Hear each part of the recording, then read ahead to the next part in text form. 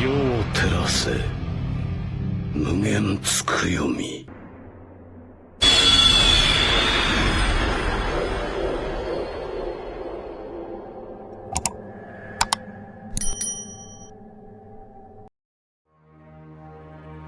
Yang barusan kalian lihat adalah teknik Mugen Tsukuyomi dari anime Naruto, sebuah genjutsu skala global yang membuat semua orang tertidur dan masuk ke dalam mimpi masing-masing. Tapi ini bukan mimpi biasa. Dalam kondisi ini, setiap orang hidup dalam versi ideal di dunia mereka, di mana semua keinginan, harapan, bahkan trauma bisa ditutupi oleh ilusi kebahagiaan. Dunia nyata berhenti dan yang tersisa hanyalah mimpi yang terasa sepenuhnya nyata dan bisa dikendalikan. Mungkin ini terdengar sepenuhnya fiksi, tapi tahukah kalian bahwa ada fenomena nyata yang sedikit banyak mendekati hal ini? Dalam dunia sains, hal tersebut dikenal dengan istilah lucid dream, suatu kondisi di mana seseorang sadar bahwa dirinya sedang bermimpi. Lebih dari itu, dalam banyak kasus ia bahkan dapat mengubah isi mimpinya, menentukan kemana ia pergi, dengan siapa ia berbicara, dan apa yang ia ingin lakukan. Semuanya dalam keadaan tidur. Fenomena ini membuka pertanyaan menarik. Sejauh mana manusia bisa menyadari bahwa ia sedang bermimpi? Dan apakah benar kita bisa menciptakan realitas alternatif hanya dengan pikiran kita sendiri? Untuk memahami ini, kita perlu melihat lebih dalam, bukan ke dunia ninja, tapi ke dalam mekanisme kerja otak kita saat tidur. Lucid dream atau mimpi sadar adalah kondisi unik di mana seseorang menyadari bahwa ia sedang bermimpi saat mimpi itu sedang berlangsung. Tidak seperti mimpi biasa yang terasa kabur dan tidak logis, dalam lucid dream kita bisa memiliki tingkat kesadaran yang hampir setara dengan saat kita bangun. Kita tahu itu mimpi, namun kita tetap berada di dalamnya. Menariknya, dalam banyak kasus kesadaran ini tidak hanya membuat kita menjadi penonton, tetapi juga menjadi pengendali.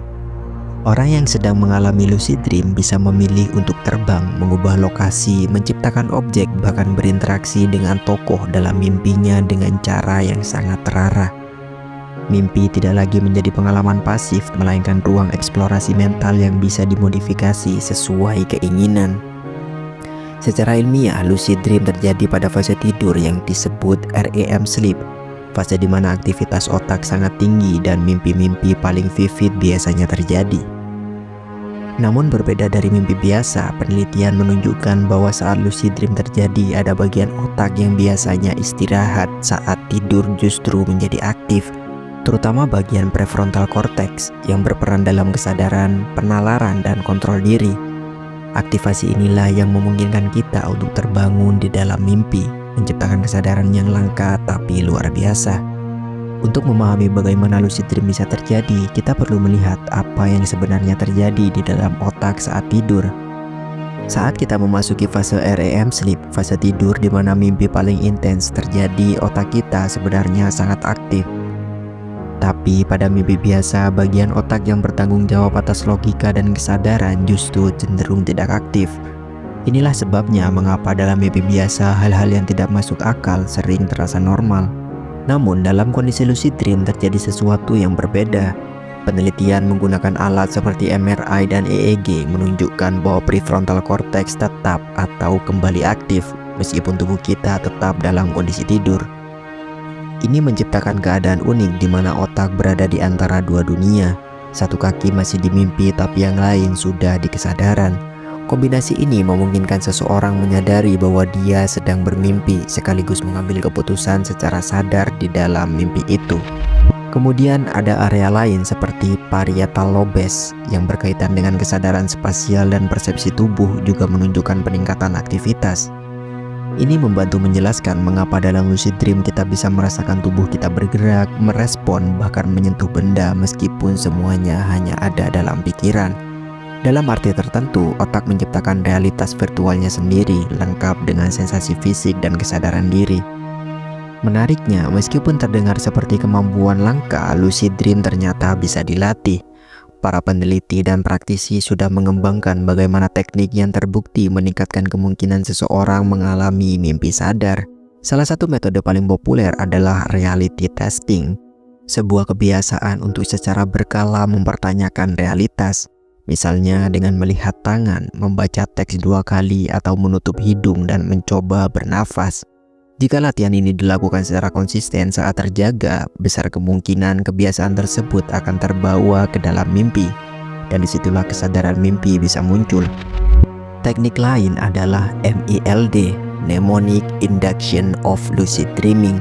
Metode ini melibatkan pemberian sugesti sebelum tidur, misalnya dengan mengulang dalam hati kalimat seperti, "Nanti malam aku akan sadar saat bermimpi."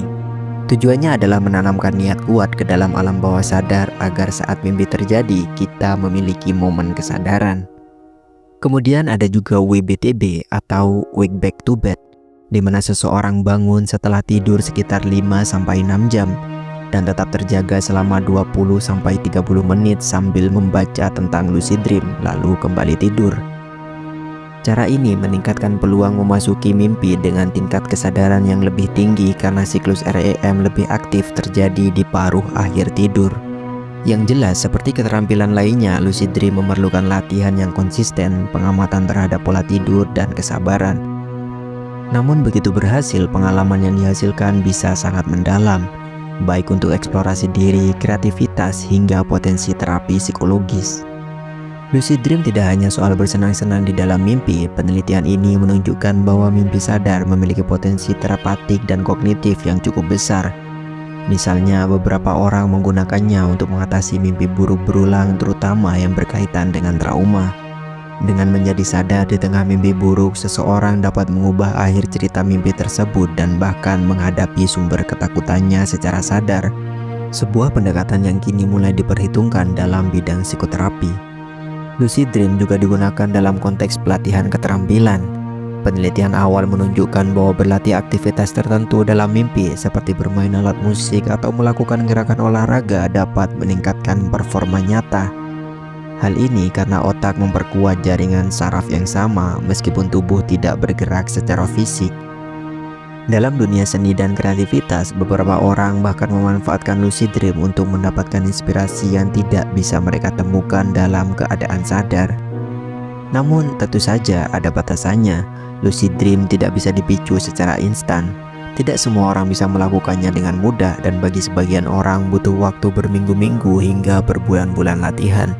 Selain itu, terlalu sering terobsesi dengan dunia mimpi bisa membuat realitas terasa kurang memuaskan atau menyebabkan gangguan tidur jika tidak disertai pola tidur yang sehat. Maka penting untuk memandang lucid dream bukan sebagai pelarian, melainkan sebagai alat eksplorasi diri yang digunakan dengan bijak.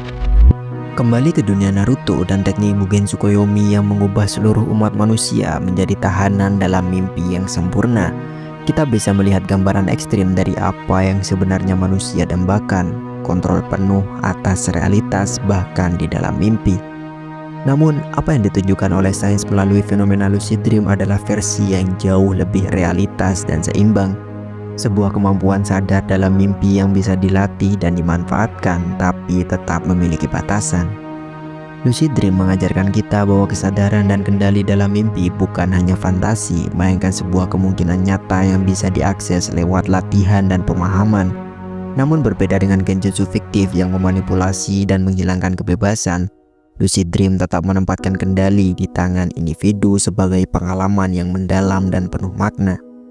Dengan memahami mekanisme otak dan cara melatih lucid dream, kita membuka pintu ke dunia mimpi yang tidak hanya misterius, tetapi juga bermanfaat untuk pengembangan diri, kreativitas, dan bahkan kesehatan mental. Mungkin kita belum bisa menciptakan dunia mimpi seperti Mugen Tsukuyomi, tapi kita sudah melangkah ke arah yang lebih ilmiah dan manusiawi, yaitu menguasai mimpi dengan kesadaran.